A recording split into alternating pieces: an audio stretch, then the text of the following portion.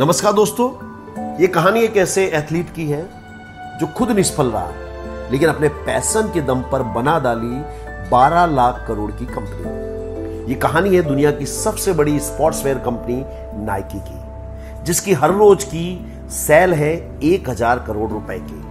आज नाइकी के sports gear Cristiano Ronaldo और राफेल नडाल जैसे खिलाड़ी पहनते हैं, लेकिन इस कंपनी की शुरुआत कार की डिक्की से जूता बेचने से हुई थी।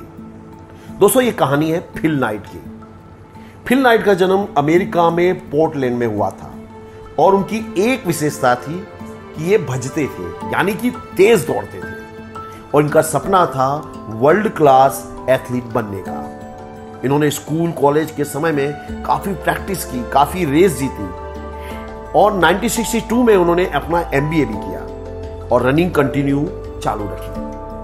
पर एक दिन उन्होंने जब प्रैक्टिस कर रहे थे तो उनको एहसास हुआ कि वो स्टेट चैंपियन तो बन सकते हैं लेकिन नेशनल या इंटरनेशनल स्टार नहीं बन सकते। He was good but he was not great. उनकी उम्र 24 वर्ष की हो गई थी और अब उनके अंदर इम्प्रोवाइजेशन की कोई गुंजाइश नहीं थी। उस समय उनके सपनों का अंत हो गया। उन्होंने एक नया कैरियर चुनने का निश्चय किया। फिल रनिंग शूज के काफी दीवाने थे।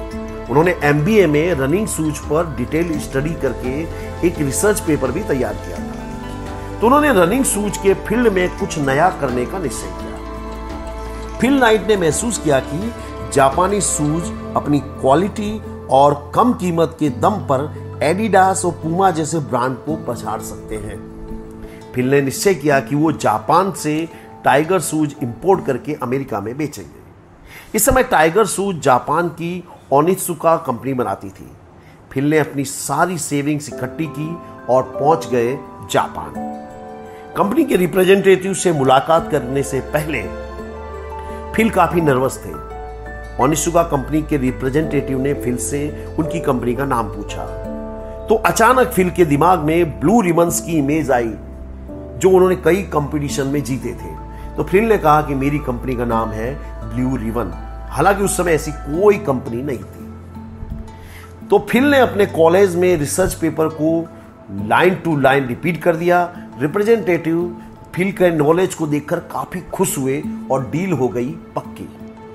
फिल ने रनिंग शूज का ऑर्डर प्लेस किया और पेमेंट कर दिया। तो दोस्तों, इस बात को बीत गए 4 महीने लेकिन शूज अभी तक नहीं आए। फिल ने कंपनी को लेटर भी लिखा और सामने से जवाब मिला कि आपके शूज जल्द ही आ जाएंगे, पर शूज नहीं आए। फिल नाइट हताश हो गए। उन्होंने आशा छोड़ दी थी। उन्होंने एक छोटी सी फर्म में अकाउंटेंट की जॉब शुरू की। 1 साल बाद कस्टम्स में से नोटिस आया, आपके 12 जोड़ी शूज आ गए हैं। फिल ने शूज अनबॉक्स किए और सबसे पहले अपने कॉलेज के कोच बिल बोवरमैन को दिखाए। बोवरमैन को शूज इतने पसंद आए कि उन्होंने 50% पार्टनरशिप का प्रपोजल दे दिया। बिल बोवरमैन अपने कोचिंग के दरमियान जिस चीज से सबसे ज्यादा ऑब्सेस थे वो थे रनिंग शूज। बिल बोवरमैन ने वर्षों तक रनिंग शूज पर काम किया था। वे रनिंग शूज के डिजाइन बनाने में एक्सपर्ट थे। वे अपने स्टूडेंट्स के शूज बिना बताए ले जाते, उन शूज में माइनर मॉडिफिकेशन करते और स्टूडेंट्स को लौटा देते। लेकिन इस छोटे से मॉडिफिकेशन के बाद एथलीट का परफॉर्मेंस काफी सुधर जाता। बोवरमैन एक महान कोच और एक महान लीडर थे। He was a God like figure. अब फिल और बोवरमैन 50-50 के पार्टनर थे।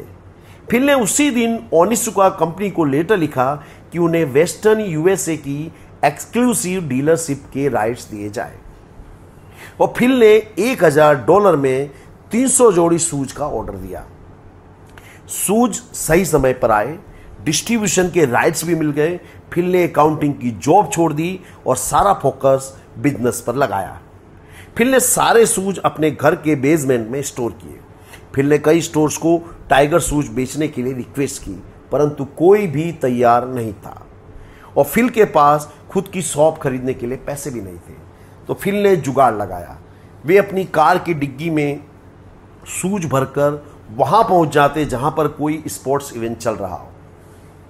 फिल एक एथलीट भी थे उन्होंने एज अ सेल्समैन काम भी किया था, तो उनके शूज हाथों हाथ बिक गए।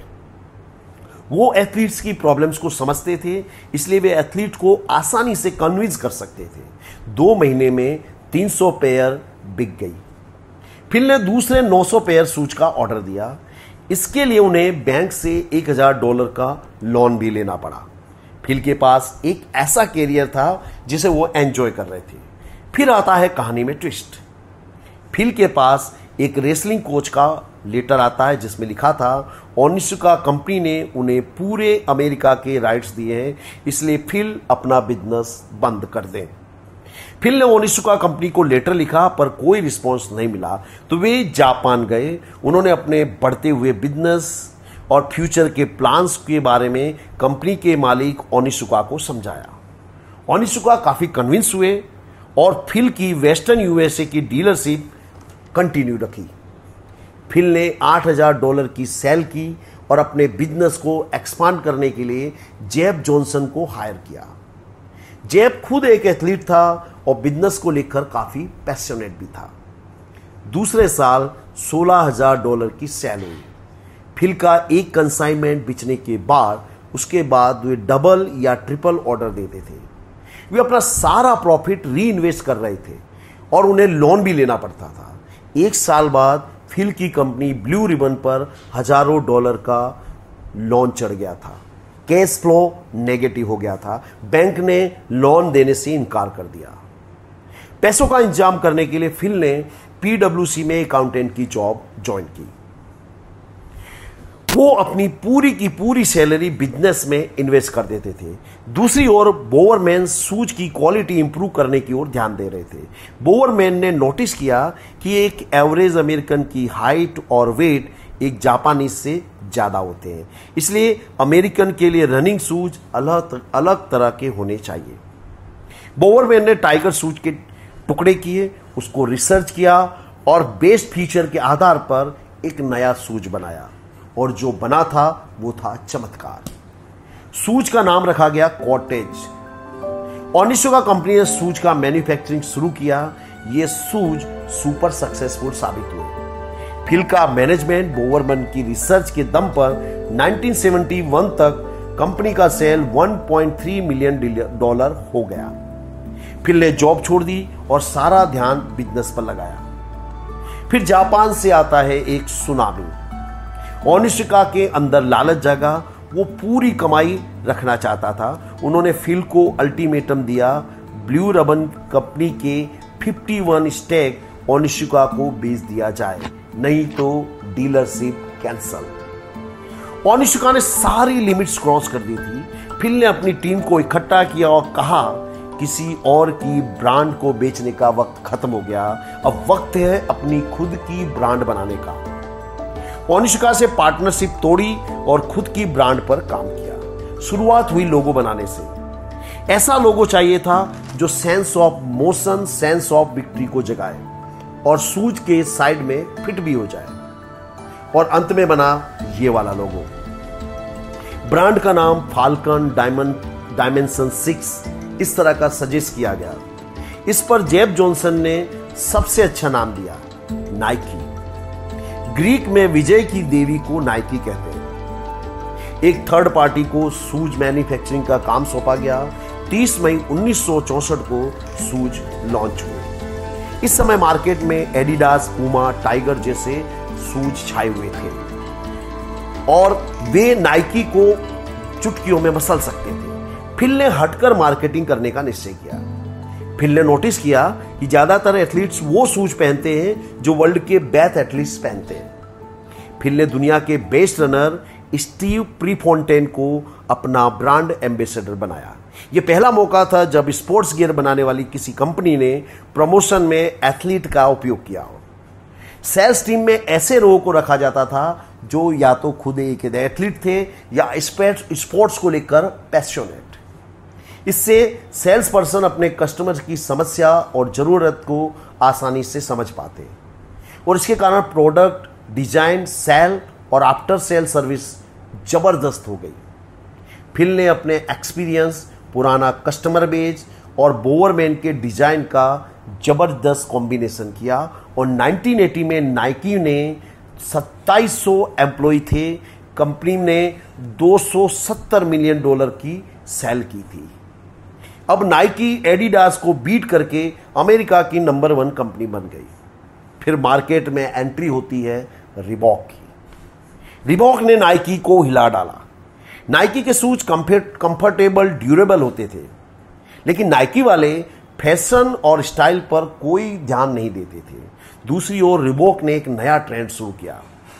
उनके शूज स्टाइलिश और फैशनेबल और कंफर्टेबल थे। उन्होंने एथलीट के साथ साथ अन्य कस्टमर्स को भी टारगेट किया।